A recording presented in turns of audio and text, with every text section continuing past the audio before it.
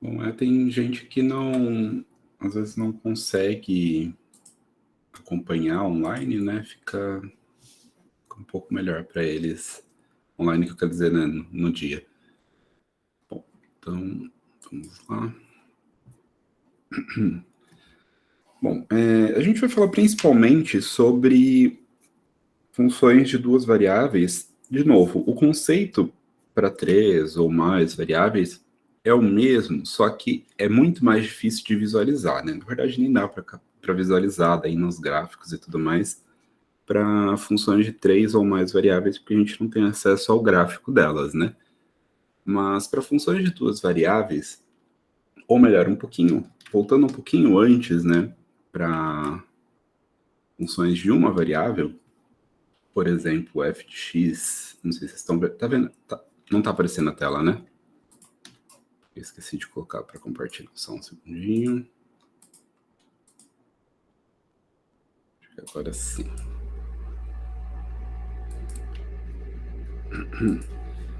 Para uma função de uma variável, f de x, por exemplo, né? X sobre módulo de x. Essa função.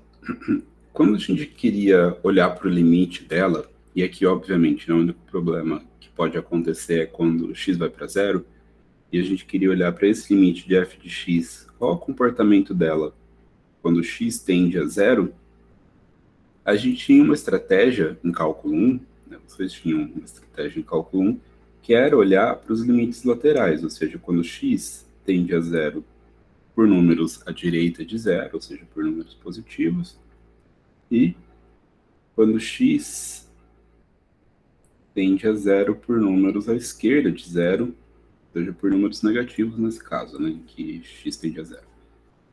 Quando x tende a zero por números à direita de zero, x é positivo e o módulo de x é igual a x. Então esse limite aqui, ele fica igual ao limite de x sobre x quando x tende a zero por números positivos, e isso dá 1. Enquanto que pela esquerda, o módulo, eu não sei se vocês lembram da definição de módulo de x, mas ele é x. Opa, só um segundinho, caiu a conexão aqui do tablet. Acho que apertei em cima do cabo e caiu. Só um segundinho.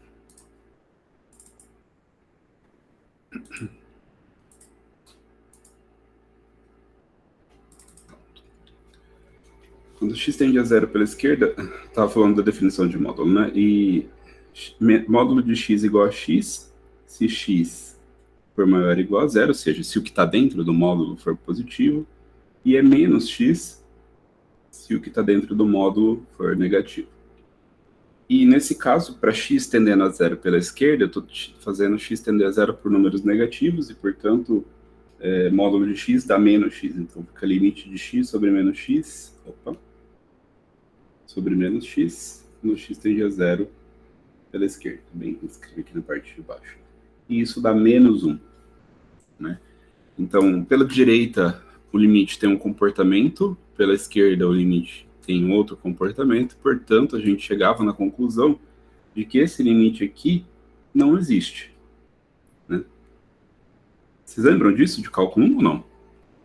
É claro, para todo mundo? Da parte do módulo, não tinha visto ainda. Isso aqui, você diz? Essa definição? Não me lembro de ter visto isso. Com certeza você viu. Certeza absoluta. Porque é uma das funções assim que a gente mais trabalha, né, em cálculo 1, é uma função módulo. Mas de qualquer forma, essa é a definição de módulo. Eu estou questionando mais a questão dos limites laterais. Não, eu digo em limite aqui, por exemplo, limite de x tendendo a zero, aí que era x sobre x igual a 1, ou x dividido por menos x igual a menos 1, isso que eu não tinha visto. Tá, mas isso aqui não é claro para você? Não tenho certeza. Tá. Porque isso é de cálculo 1, né? Eu teria que retomar toda a parte lá do cálculo 1. Mas, de grosso modo, nesse caso em que x tende a zero pela direita, Pela definição de limite, lembrar assim, uma coisa muito importante. Quando a gente está colocando x tendendo a zero, pela definição de limite, a gente exclui o zero. Né? Então, a gente não quer saber qual é o comportamento do que está dentro do limite, né? No caso, x sobre x, quando x é igual a zero. A gente não quer saber. A gente quer saber o que acontece com a função x sobre x, nesse caso, quando x está próximo de zero, mas não é zero. Então, perceba que para qualquer número à direita de zero, né, positivo, que você colocar ali dentro do x sobre x, isso vai dar 1? Sim ou não? Ah, tá, sim, sim.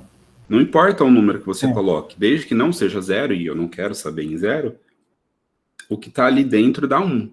Então, o comportamento dessa função, quando x tende a zero, é 1. Tudo bem? Sim, não, sim, agora caiu a ficha. Tá. A mesma coisa vale para x sobre menos x. Certo? E Sim. aí, é claro, né? Eu só juntei esses dois lados porque a definição de módulo é essa daqui, né? Então, quando você tende a zero pela direita, o módulo de x tem um comportamento, quando x tende a zero pela esquerda, ele tem outro comportamento, que é o comportamento que está escrito ali dentro. Tudo bem?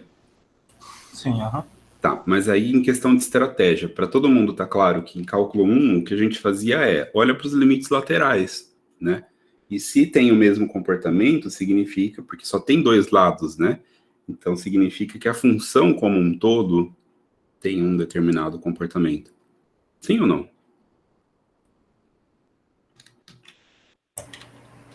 Sim. Tá claro para todo mundo? Né? Sim.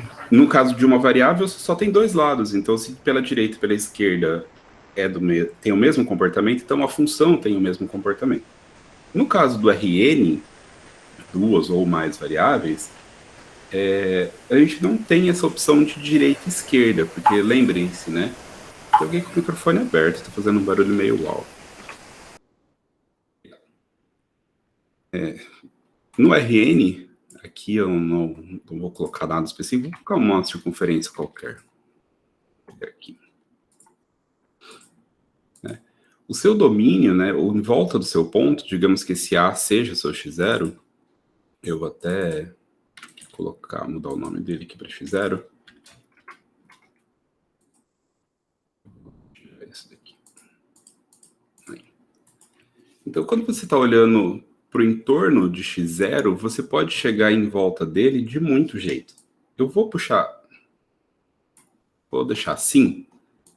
Finge que é uma bolinha bem pequenininha em volta de x0, tá?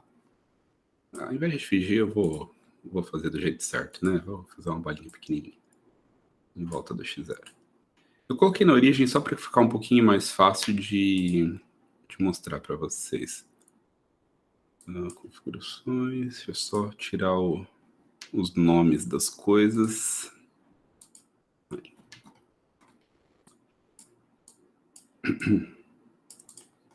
Então tá. Percebam que eu posso me aproximar do x0. Deixa eu só colorir esse negócio. Beleza. Aqui. Então, a minha região é essa em vermelho, né? Eu estou próximo do x0. E aí, como eu dizia, percebam que eu posso chegar perto do x0 por essa equação. Vocês estão enxergando em verde. Eu vou tirar os eixos para ficar um pouquinho mais claro. Tirar a malha. Eu posso chegar perto do x0 por essa equação. Eu posso chegar perto do x0 por essa equação. E por essa. Ou eu não sei como é que faz raiz, mas acho que é assim. Bom, vou colocar meio. Enfim, por uma infinidade de caminhos, eu não sei se vocês estão enxergando o que eu quero dizer. Eu posso chegar por um caminho todo tortuoso aqui, passar pelo zero, continuar torto. Eu posso passar por retas, y igual a x, y igual a menos x. Enxergam que existem infinitos caminhos que me levam até o ponto x0 e agora não só direita e esquerda? Sim, é claro isso para todo mundo? Sim. Perfeito. E aí a questão é, se existem dois caminhos que levam até o x0, como eu coloquei aqui, né? Coloquei um monte de caminhos, mas dois desses, por exemplo, y é igual a x e y é igual a menos x, tais que o resultado é diferente, né, em cima desses caminhos, então o limite ele não vai existir. É basicamente isso que está escrito nesse slide que eu vou enviar para vocês lá no grupo, inclusive, mas sejam y de x igual a alfa 1 e y igual a alfa 2, duas curvas, então, nesse sentido que eu desenhei aqui, por exemplo, y igual a x quadrado, ou y igual a x, y igual a x, tanto faz, tais que existam os limites e que quando x tende a x0, dá exatamente y0. Já explico o que é esse y0. Então, se o limite, quando x tende a x0, de uma função de duas variáveis, né, em cima de x e da curva, ou seja, em cima da curva, é diferente do limite, quando x tende a x0, da f, em cima dessa outra curva, então esse limite de x, y tendendo a x0, y0 da f não existe. Alguém conseguiu entender? Ou alguém não conseguiu entender? Apesar de ser uma notação bem matemática, eu não sei se está claro pela explicação que eu dei. Se você olha para os resultados da f em cima de uma dessas curvas, eu vou manter só duas no nosso desenho aqui para ficar um pouco mais claro. Eu vou manter as duas mais clássicas, y igual a 0, x igual a 0. Essas duas, verde e azul. Se por aqui, olhando para a minha função, lembra, né? A minha função ela sai do plano e dá um número real. Então, se olhando por valores em cima dessa reta azul aqui, quando eu me aproximo de x0, bem pertinho do x0, eu tenho um valor, 2, por exemplo. E olhando por cima dessa outra reta aqui, pela verde, eu tenho um outro valor, 3, por exemplo. O limite, e aí da função como um todo, quando o xy, né, qualquer ponto aqui do R2 se aproxima do x0, ele não existe, porque existem dois caminhos que diferem. Eu não sei se ficou claro a ideia.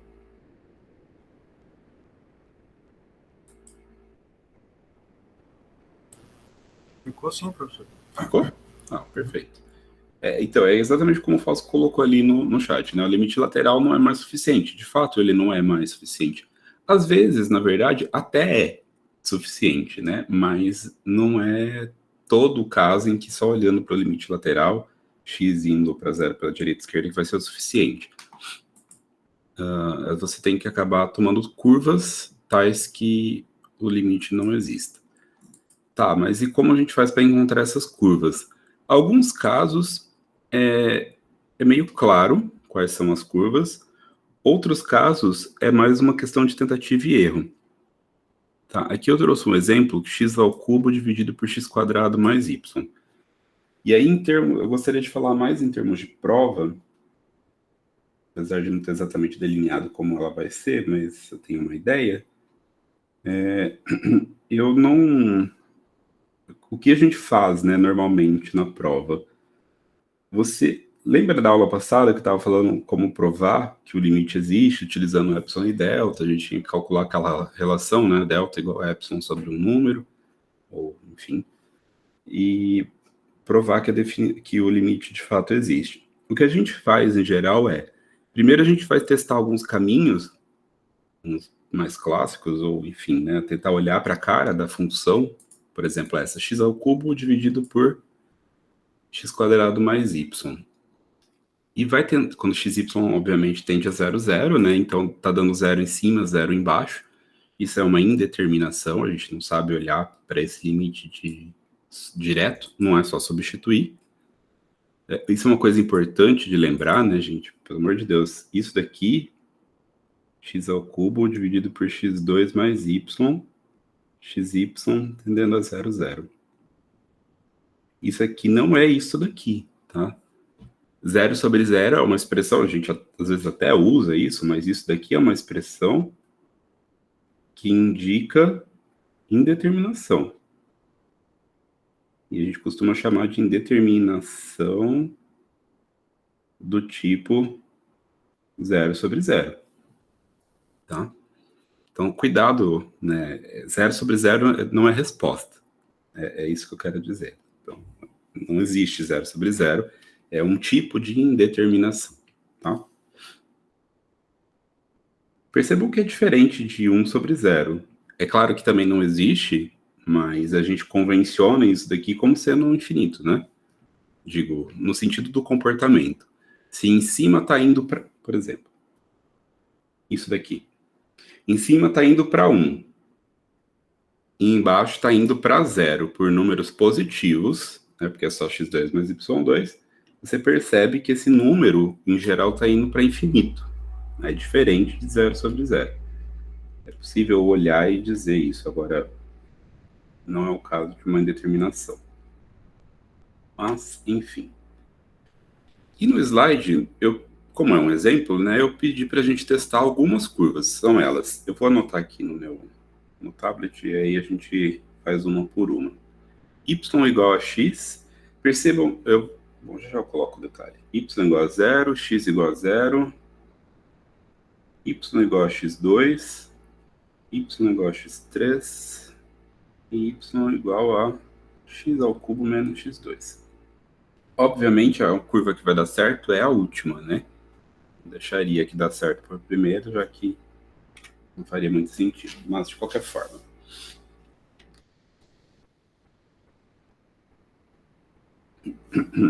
E o que eu quero dizer com testar estas curvas?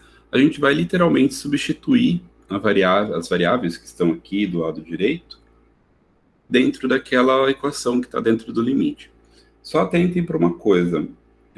De acordo com o que eu escrevi lá no slide, eu vou só lembrar aqui, isso daqui é importante. Quando x tende a x0, a curva tem que tender ao y0. Então, como x e y, percebam, está indo para 0, 0, quando x tende a 0, o y tem que ir para 0. E vice-versa, quando o y vai para 0, o x tem que ir para 0. Tá claro isso para vocês ou não? Eu quero dizer, eu não posso pegar isso daqui, por exemplo. Essa não é uma curva que passa pelo 0, 0. Quando x vai para 0, o y vai para 1. Está fora de cogitação.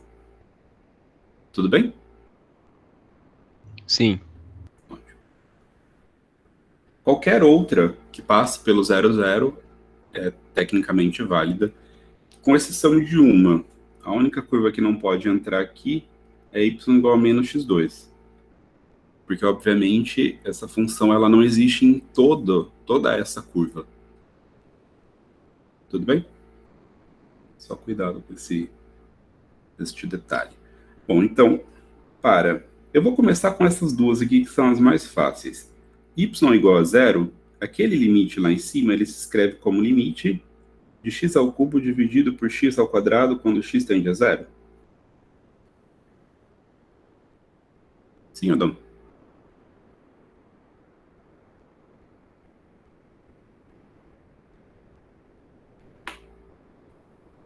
Sim ou não, gente? Sim.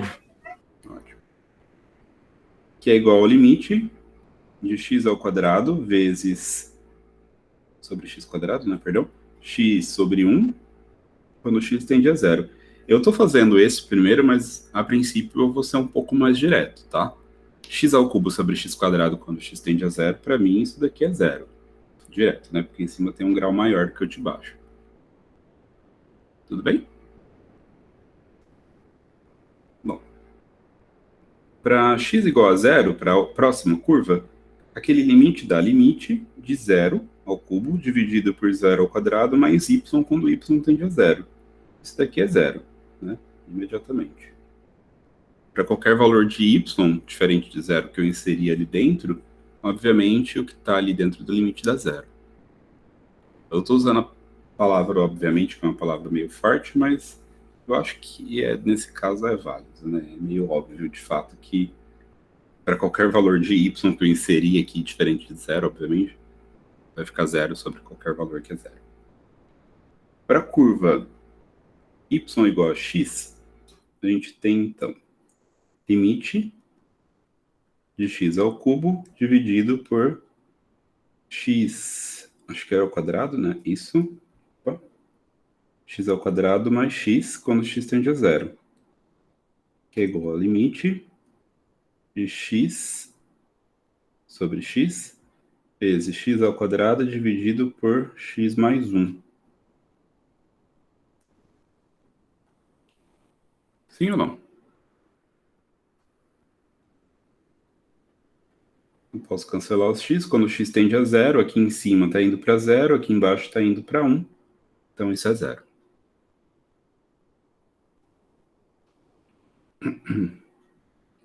E ainda tenho... Ah, não, tá certo. Tem algumas sugestões ali embaixo.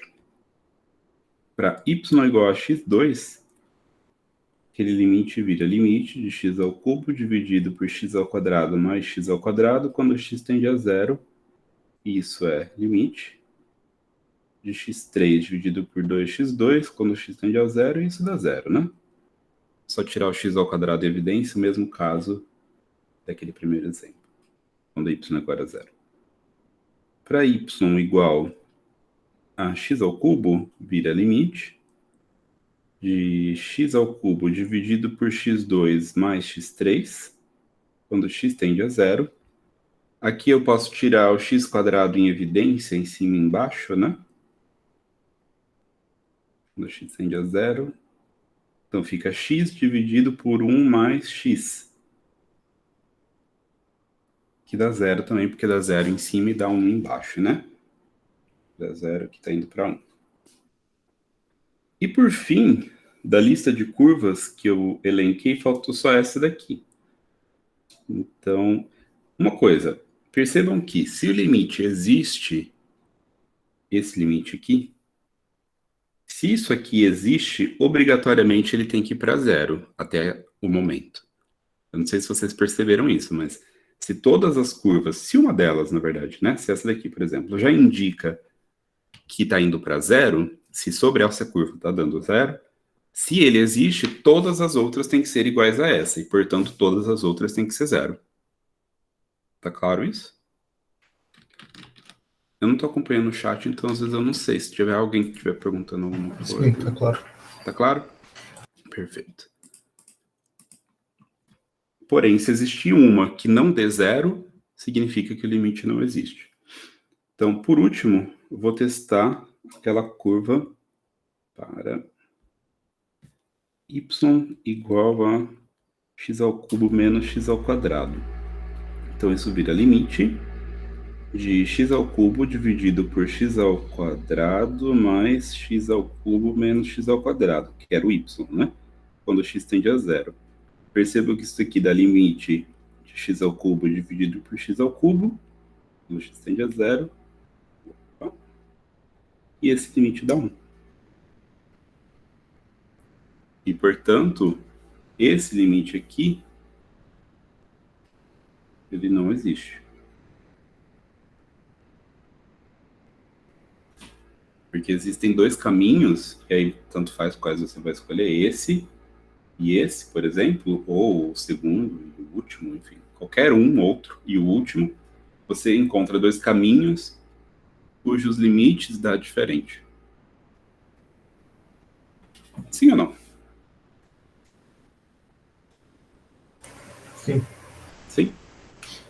E a questão é, como eu encontrei y igual a x3 menos x2? Eu não sei se vocês conseguem enxergar isso. Assim, olhando para esse limite que está circulado lá em cima, onde eu falo que não existe, né? X ao cubo dividido por x2 mais y. Vocês conseguem enxergar que se eu dividir a parte de baixo, né? Se ali onde está y mais x2, na verdade fosse x ao cubo, então esse limite daria 1, correto? Sim, sim. Então o que eu vou tentar fazer é escrever a parte de baixo como sendo x ao cubo. Já olhando, é claro, né, que para y igual a zero, por exemplo, um teste bem rápido. Esse limite dá zero, né? Dá x ao cubo sobre x2, que dá zero. Então, se eu conseguir pensar em alguma forma que esse limite não dê zero, que no caso é a parte de baixo dando x ao cubo, isso daqui, Então eu posso tentar esse caminho. Então y igual a x3 menos x2. Foi assim que eu cheguei a essa curva. Não é tão mirabolante, eu acho. Eu vou para o próximo exemplo. Depois eu mostro os desenhos como ficam. E o próximo exemplo é limite de x ao cubo mais y ao cubo dividido por x menos y. Do xy tende a 0, 0.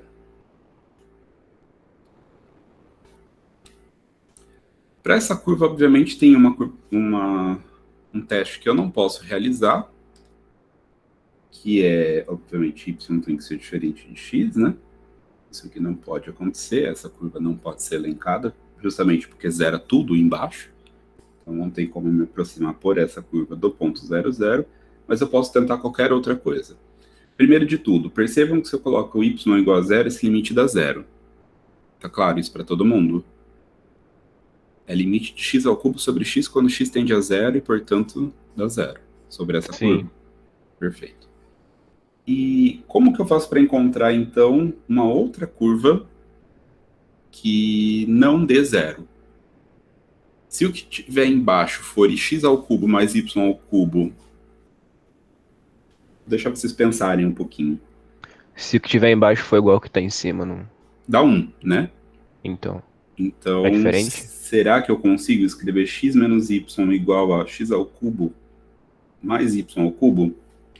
Basta que x seja x ao cubo mais y ao cubo mais y, né?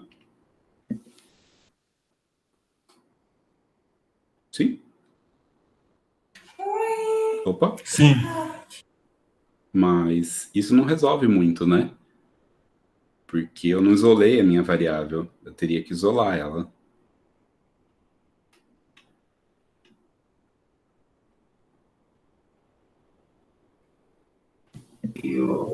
Teria que isolar qual? Qualquer uma. Porque, ó, perceba que aqui eu tenho um x igual a alguma coisa, só que tem um x ao cubo do outro lado, né?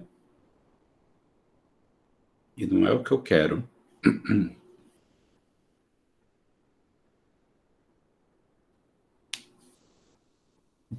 Então eu vou pensar em uma outra estratégia. É uma estratégia que funciona também, basicamente não é tão difícil de enxergar.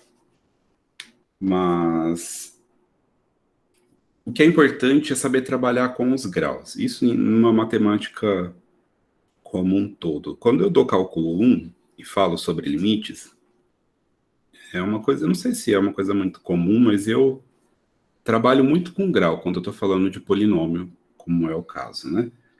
E eu falo, inclusive, sobre quando x tende a 0, né? Você tem um p de x, um polinômio, e um q de x, um outro polinômio. E eu falo sobre os graus desses polinômios. Quando, por exemplo, eu sempre faço essa relação. Quando o grau do de cima é maior do que de baixo, esse limite dá 0. Quando o grau do de baixo é maior do que o de cima, esse limite vai para mais ou menos infinito, e aí tem que olhar a questão dos limites laterais. E quando o grau é igual, essa divisão, esse limite, ele dá um número. E esse número é sempre o número que está relacionado ao maior grau de cima, dividido pelo número que está relacionado ao maior grau de baixo. Por exemplo, eu quero dizer com isso, x ao cubo mais x quadrado mais 1, dividido por 3x ao cubo mais 2x quadrado mais x mais 2. Tudo bem que aqui não está indo para 0, né? Assim. Agora, está dando 0 sobre 0, e o grau do polinômio em cima e embaixo é o mesmo. Eu sei, sem fazer nenhuma conta, que esse limite dá 1/3, por essa relação que eu acabei de fazer. Sabendo que o maior grau do de cima é igual ao maior grau do de baixo, o grau do polinômio, perdão, em cima é igual ao grau do polinômio embaixo, eu sei que vai dar um número, e o número é o número que acompanha o maior grau do de cima, que é 1, dividido pelo número que acompanha o maior grau do de baixo, que é 3. O que eu quero dizer com isso? Eu quero dizer que, se eu encontrar uma forma de fazer aparecer um x ao cubo embaixo, ou um y ao cubo, né, embaixo, sem tirar o de cima, obviamente, esse limite vai dar 1 ou 3, ou enfim, vai dar um número, e esse número não vai ser zero, a princípio. Eu não sei se ficou claro.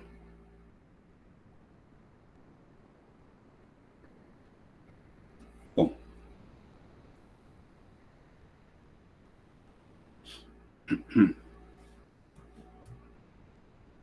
Pode repetir essa última parte, Bruno, por favor? Eu posso sim.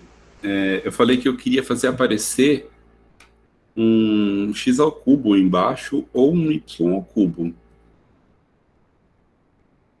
No seguinte sentido, tirando, obviamente, o polinômio de grau 1. O que eu vou tomar nesse caso, x,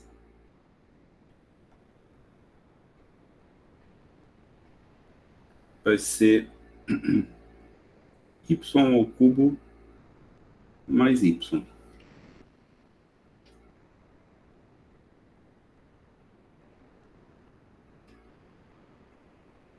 Qual que é a diferença entre o de cima, o exemplo anterior, perdão, e eu acabei de dar a dica, inclusive, e esse exemplo? Opa. Esse aqui é o exemplo anterior, x ao cubo dividido por x quadrado mais y. E esse é o nosso exemplo atual, x ao cubo mais y ao cubo, o cubo dividido por x menos y. A diferença está que no exemplo anterior a gente tinha só x ao cubo em cima, né? Então era fácil você poder chegar em isolar um termo do de baixo em termos do x, por exemplo, né? Aqui já não é a mesma coisa, porque você vai ter a expressão de cima, a gente quer fazer a parte de baixo ser igual à parte de cima, né? Então vai ficar x menos y igual a isso daqui. Só que daí vai aparecer y dos dois lados da igualdade. Diferente daqui, né? A gente quer fazer isso daqui igual a x ao cubo. E, portanto, de um lado da igualdade vai ter só x ao cubo. Não vai ter y. Então não fica difícil de isolar uma variável em termos da outra. Aqui isso já é mais complicado. Vocês entenderam a diferença entre um e outro? Sim. Sim? Tá. E aí o que eu faço? Eu tento trabalhar com o grau. Né? E tentar trabalhar com o grau no seguinte sentido. Forçar embaixo aparecer só x ao cubo ou só y ao cubo. Porque isso daqui, eu não sei se vocês enxergam isso, mas quando eu escrevo x em função de y, aqui em cima, nesse termo aqui, vai aparecer no mínimo y ao cubo. Independente da função que eu coloco, claro, né, não pode ser um expoente fração, mas independente do que eu coloco, posso colocar, por exemplo, 5y à quarta mais 2y ao quadrado mais y mais 1 não, né? Porque não pode, tem que passar pelo 0, 0. Mais y, por exemplo, quando eu elevo isso daqui ao cubo, o grau mínimo que aparece é y ao cubo. É isso que eu estou querendo dizer. Então, o grau de cima mínimo vai ser sempre do y ao cubo, quando eu substituo x por alguma coisa. E vice-versa, né? Quando eu substituo y, o grau mínimo em cima vai ser x ao cubo. Então, se eu conseguir fazer aparecer só um x ao cubo embaixo, esse limite vai dar um número também, baseado naquele exemplo que eu acabei de fazer lá do polinômio sobre o outro. E vamos aos fatos. Se eu tomar essa substituição que está ali em cima, y ao cubo mais y, essa daqui, perceba que embaixo, então para isso, né, para x igual a y ao cubo mais y, esse limite vira y ao cubo mais y ao cubo mais y ao cubo dividido por y ao cubo mais y menos y. Quando y tende a zero, isso daqui dá. Eu vou manter dentro do parênteses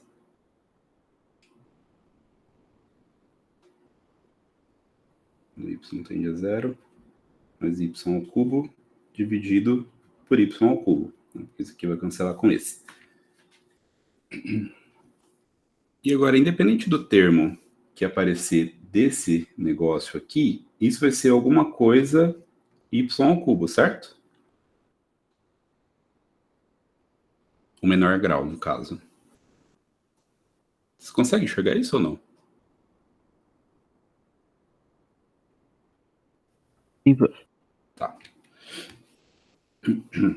Bom, nesse sentido, eu vou só abrir, então, esse y ao cubo mais y ao cubo, tudo ao cubo, né? Isso dá limite de... Eu até fiz uma anotação aqui já para facilitar um pouquinho, da y à nona, mais 3y à sétima, mais 3y à quinta, mais y ao cubo, mais o y ao cubo que já estava ali, dividido por y ao cubo, quando y tende a zero. Tirando o y ao cubo em evidência em cima e embaixo, essa expressão fica assim. Embaixo dá 1, né?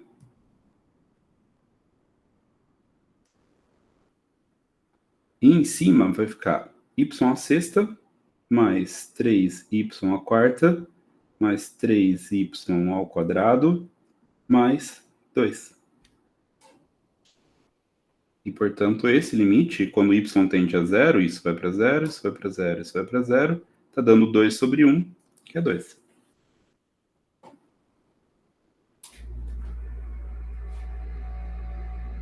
Sim?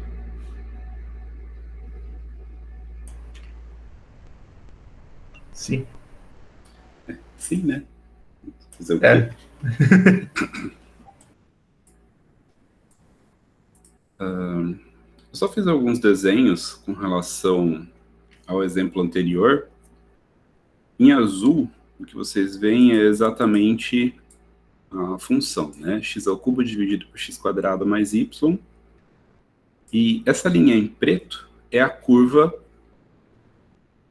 x ao cubo menos x ao quadrado. Y igual a x ao cubo menos x ao quadrado. Percebam que daqui, na hora de fazer o desenho, eu coloquei que x é x, y é x ao cubo menos x quadrado, e z vai dar x ao cubo sobre x ao cubo, que é exatamente o que a gente tinha feito no limite, né? Aqui. Exatamente, quando você substitui aquela curva, ficava exatamente isso, né? Então, aqui. Você tem essa curva. Você pode ver que está dando 1. Não sei se vocês conseguem enxergar, mas ela vai por cima do meu desenho e vai até o 1. É difícil de ver no GeoGebra porque ele não chega muito perto do ponto 1, tá? Mas ele chega bem pertinho. Essas duas faixas aqui, elas quase encostam nesse eixo. Não encostam. Bom.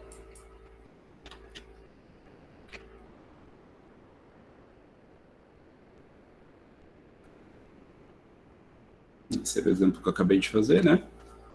E esse aqui é basicamente o último exemplo de não existência do limite que eu trouxe para hoje, pelo menos. Vocês lembram de um limite parecido com esse que eu fiz na aula passada para provar que existe? Acho que foi o último exemplo. Eu até falei que eu gosto bastante dele, mas realmente eu gosto. Deixa eu copiar esse limite aqui.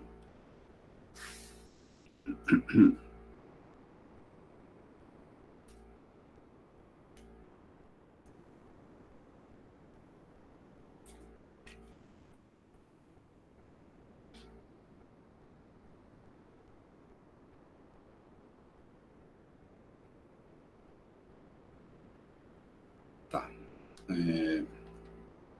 Eu perguntei, vocês lembram dele ou não? Da aula passada? Vou até abrir aqui. Vamos ver, 2. Era esse último limite aqui que eu fiz na aula passada. Se vocês olharem no vídeo, eu demonstrei que ele existe, né? A diferença dele para esse novo é esse último termo aqui, que aqui está y à quinta e aqui está y à quarta. Só isso que muda, o resto é tudo igual. Aquele limite com y à quinta existe e esse limite aqui com y à quarta não existe. E alguém tem algum chute do porquê? Tipo, como? Assim, falando sinceramente, e de uma maneira bem informal, olhando para esse limite, eu vejo que ele não existe.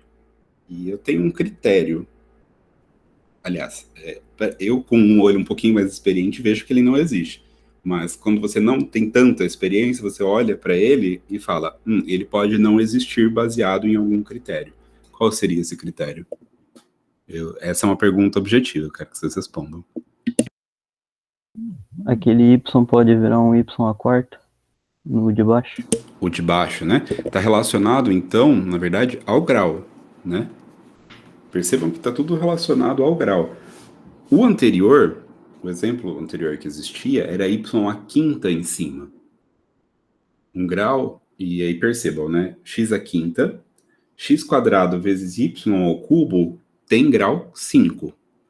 Tá? Por mais que seja x2 vezes y3, mas a multiplicação dos dois tem grau 5. E y à quinta, como no outro exemplo, te dá, na verdade, a parte de cima como menor grau 5. Embaixo, o que você tem, o maior grau é 4. Então, em cima, você tem sempre um grau maior do que o de baixo. Tá claro? Diferente desse caso, né, em que o de cima tem um grau igual, né, o y à quarta ali, tem um grau igual ao de baixo.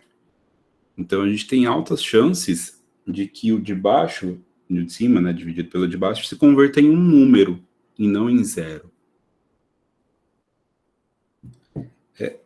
É meio que em termos de velocidade, né, assim, velocidade para números, mas uma coisa ao quadrado vai para zero muito mais rápido do que uma coisa de grau 1. Eu não sei se vocês enxergam isso. Se você compara as duas... Vamos de álgebra simples aqui. Deixa eu atualizar a página. Eu quero dizer, se você pega y igual a x e você pega y igual a x ao quadrado, percebam que próximo de zero, né, aqui em volta do zero, x ao quadrado vai para zero muito mais rápido do que x. Sim ou não?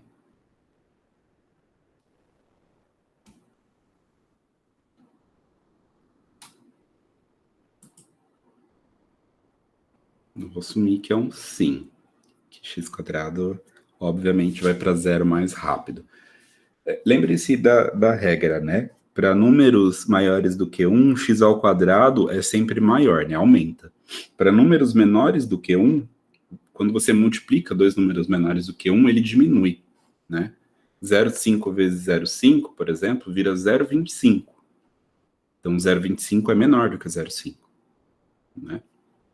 Então, a gente tem que, quanto maior o grau, mais rápido ele vai para zero. Quando em cima vai para zero mais rápido do que o de baixo, ou seja, se o grau de cima é inteiro 5 e embaixo é 4, então a gente tem uma tendência, e isso assim, não é sempre, tá? Mas a gente tem uma tendência de que o de cima realmente vá para zero mais rápido e, portanto, o limite dê zero. Agora, quando você tem o de cima no mesmo grau do de baixo, a gente tem possibilidades de que isso não dê zero, né? De que isso dê um número. A gente tem possibilidades em que dê zero, mas também tem possibilidades em que não dê. Tá?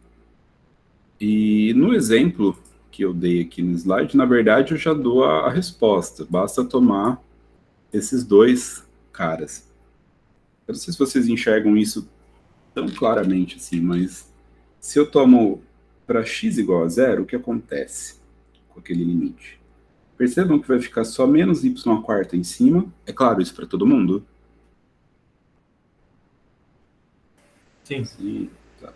E embaixo vai ficar só y ao quadrado, que é y à quarta, né? E esse limite dá menos 1.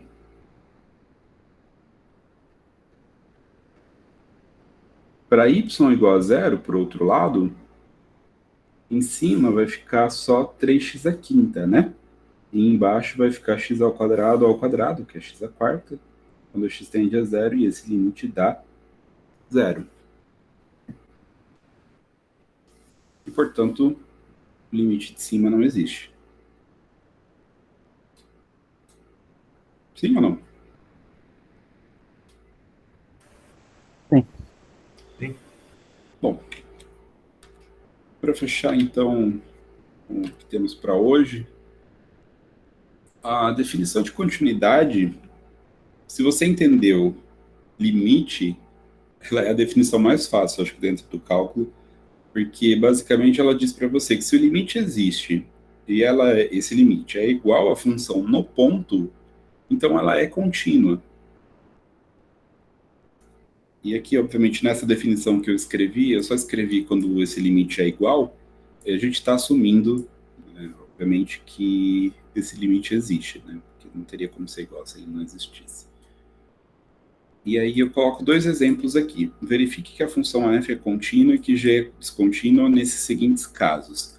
A f é esse trambolho aqui para xy diferente de 0, 0, e é 0 se xy igual a 0, 0. Ela é contínua ou descontínua? Baseado no exemplo da aula passada, mais a definição de continuidade que eu acabei de expor. Na aula passada eu provei que o limite da função de cima, quando xy tende a 0, 0, era quanto? Alguém lembra?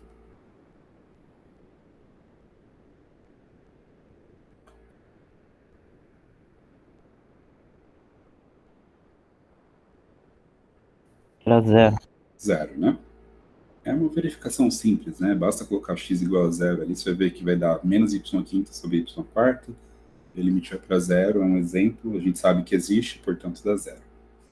Então, se o limite do de cima está dando 0 e a função vale 0, 0, 0, então ela é contínua, sim ou não? Aqui eu só estou analisando no 0, 0, tá? Tudo bem que pela definição ela é contínua, o limite existe, dá 0, que é igual a f de 0, 0, que é 0. Tudo bem que ela é contínua? Sim. Sim. Por que a g é descontínua?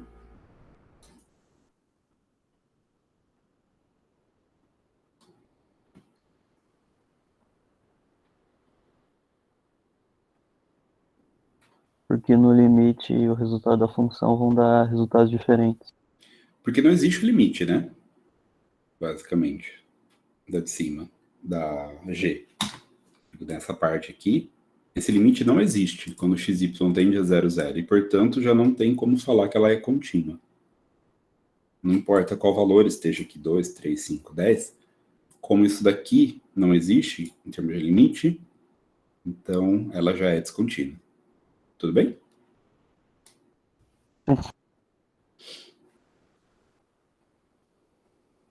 Agora essa 5.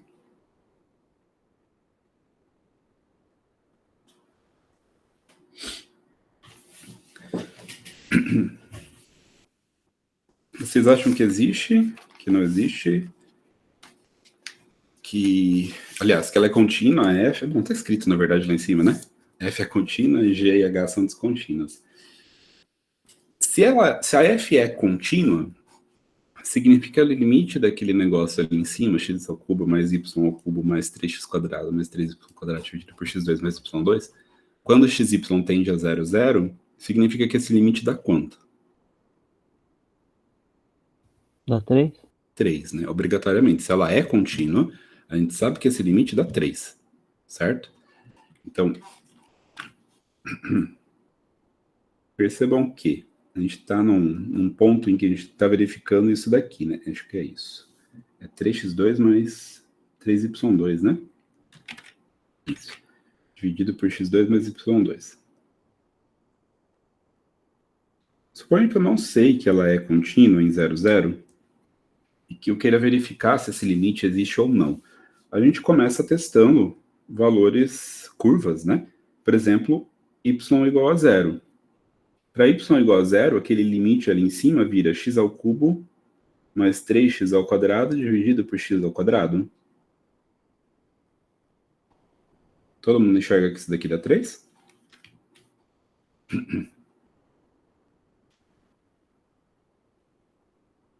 Sim. Sim. Para x igual a 0, o limite vira y ao cubo mais 3y2 dividido por y2, quando y tende a zero, que também dá 3. Para y igual a x, dá limite de x ao cubo mais x ao cubo mais 3x ao quadrado mais 3x ao quadrado dividido por x2 mais x2, quando x tende a zero.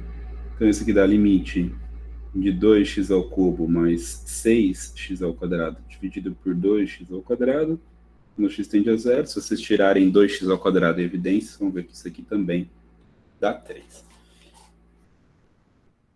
Basicamente, a gente continua fazendo alguns testes e verifica que todos eles vão dar 3, e a gente vai, então, para cima de tentar provar que esse limite aqui dá 3, e eu vou fazer só para relembrar. Para provar que ele dá 3, a gente tem que sair da hipótese, e a hipótese, eu não sei se vocês vão lembrar disso, mas a hipótese é que x2 mais y2 dentro da raiz é menor do que delta, né? Baseado, lembrem-se, somente nessa informação. E além disso, eu quero provar, então, saindo de f de xy menos l, quero provar que o limite é 3, então vai ficar x ao cubo mais y ao cubo mais 3x2 mais 3y2 dividido por x2 mais y2 menos 3, que é o limite, certo? Eu quero provar que isso é menor do que a epsilon. Tá claro? Tudo bem o que eu estou fazendo? Estou demonstrando que limite existe e que limite é 3. É assim que a gente fazia, né? Isso aqui é f de xy menos l, né? Eu posso tirar o mínimo múltiplo comum entre eles, que vai dar x2 mais y2, então isso aqui vai ficar x ao cubo mais y ao cubo mais 3x2 mais 3y2 menos 3x2 menos 3y2 sobre x2 mais y2. Sim? Sim. Toda essa parte final aqui se cancela, né? Então o que sobra é só módulo de x3 mais y3 dividido por x2 mais y2. Esse 3 aqui que tá ridículo. Que é menor ou igual a módulo de x3 dividido por módulo de x2 mais y2 mais módulo de y3 dividido por módulo de x2 mais y2, que é igual a módulo de x módulo de x2. Se vocês não entenderem, me pausem, porque eu estou em modo acelerado nesse momento para poder economizar um pouquinho de tempo.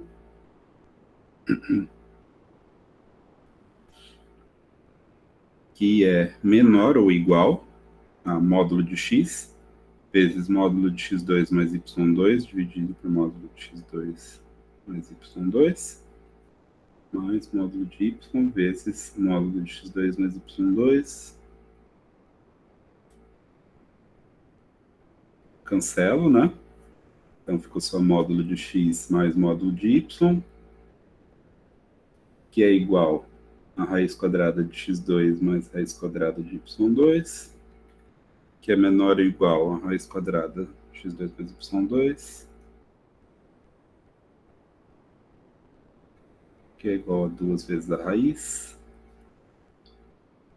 E aqui isso é menor que 2 vezes delta, e aqui eu estou aplicando a hipótese, que é igual a epsilon, desde que aqui no finalzinho a letra fica ruim mesmo, tá? Delta seja epsilon sobre 2. Sim ou não? Uma demonstração um pouquinho mais acelerada, mas que basicamente eu usei todos os artifícios que a gente usou na aula passada, né? A única diferença foi tirar esse mínimo múltiplo comum aqui. Mas fora isso, o resto é igualzinho, né? Desigualdade triangular aqui.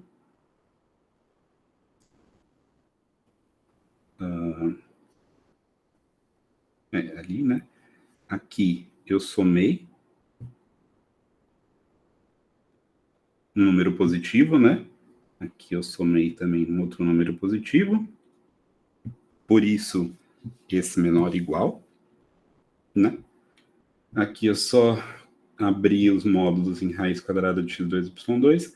Aqui eu somei o y2, aqui eu somei o x2. Duas coisas positivas. Então, é óbvio que fica menor ou igual. Igual. E, fim, né? O resto tudo vocês já conhecem. Portanto, de fato, esse limite existe. Esse limite dá 3. A f no ponto 0, 0 é 3. E, portanto, essa função é contínua. Certo? Está demonstrado. G. Por que que G é descontínua?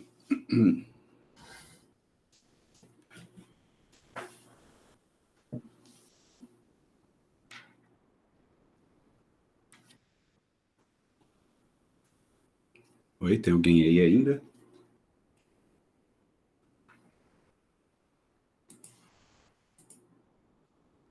Pessoal, alô?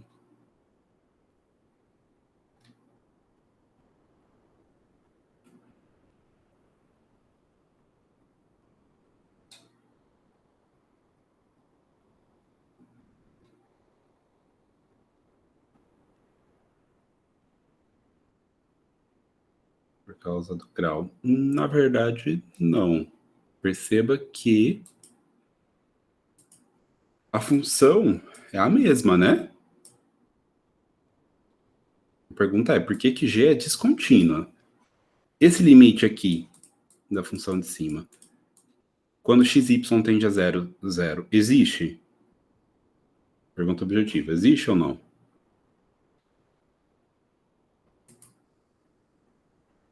Existe. E dá quanto? 3. Eu acabei de demonstrar que é 3. É igual ao valor da função no ponto 0, 0? Então não é contínuo. Sim? Para ser contínuo, o limite tem que existir. E o valor do limite tem que ser igual ao valor da função no ponto. Essa é a definição de continuidade.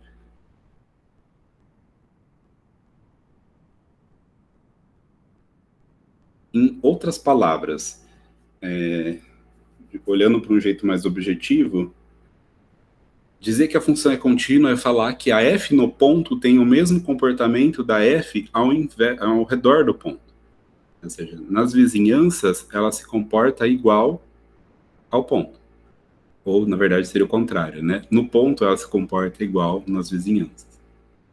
Ou seja, é meio que era o que a gente já esperava, né? Então, se a função, quando a gente está se aproximando de 0, 0, dá 3, então é de se esperar que no 0, 0 dê 3, o que nem sempre é verdade, né? Inclusive, se você olha para a função z igual a... Vou pegar a função aqui. É x ao cubo... Eu vou dividir aqui para aparecer. X ao cubo mais y ao cubo mais 3 x ao quadrado mais 3y ao quadrado dividido por x ao quadrado mais y ao quadrado. Esse é o gráfico da minha função, com a observação de que no 0, 0 vai ter um ponto vazio aqui. Não vai dar para ver, obviamente, mas aqui vai ter um buraquinho no 0, 0, né? No x, y igual a 0, 0. Mas vocês percebam que por qualquer caminho que eu olhe, o gráfico ele tende a 3 quando a gente está se aproximando do 0, 0, quando a gente se aproxima do eixo. Claro isso para vocês ou não? Não sei se vocês conseguem visualizar isso.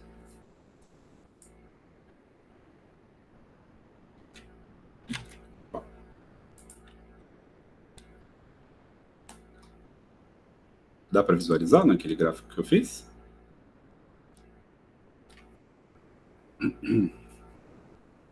Assim, né? Eu vou inserir aqui só para vocês visualizarem. Por exemplo, a curva y igual a 0. Então é x, 0, 0. Quando y é igual a 0, o z vira x ao cubo mais 3x ao quadrado dividido por x ao quadrado, né? Isso. x ao cubo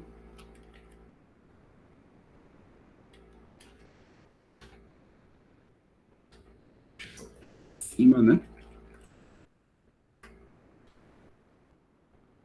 Percebam que está indo para 3. A mesma coisa quando eu faço para x igual a 0. Então, é 0, 0, y, y ao cubo por y quadrado mais 3y quadrado. Também. Y é igual a x ao quadrado. Vamos lá. X ao quadrado e aqui vocês vão ter que me perdoar porque eu vou demorar um pouquinho para raciocinar. Embaixo vai ficar x ao quadrado mais x ao quadrado e em cima vai ficar x ao cubo mais x ao quadrado ao cubo mais 3x ao quadrado mais 3x ao quadrado ao quadrado. Estão enxergando o comportamento das curvas em cima da minha superfície, se aproximando do 0, 0? Percebam que todas as curvas estão indo para 3. Sim ou não? Poderia colocar um monte, né? Pelo próprio comportamento do gráfico, a gente vê que todas essas curvas estão indo para 3. Na verdade, assim, o gráfico é a parte mais difícil. Se eu não olhasse para ele, olhasse só para o comportamento das curvas, vocês podem ver que todas elas estão indo para 3, né? Enfim. E por último, esse aqui.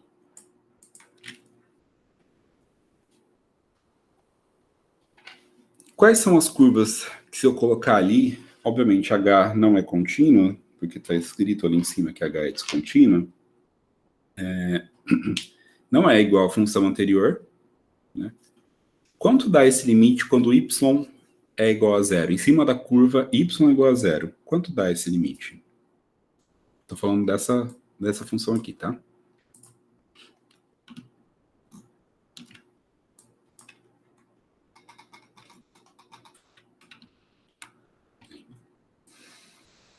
Quanto dá o limite dessa parte de cima quando y é igual a 0? Dá 3? 3. E quando x é igual a 0, quanto dá esse limite? Dá 4. Dá 4. Portanto, o limite não existe, certo? Certo. Se o limite não existe, a função não é contínua. No ponto 0, 0. Não importa qual é o valor que esteja aqui, 3 ou 4, né? Tá claro? Tá sim. Ótimo. Então, por hoje é isso. Eu vou só interromper a gravação. Dúvidas?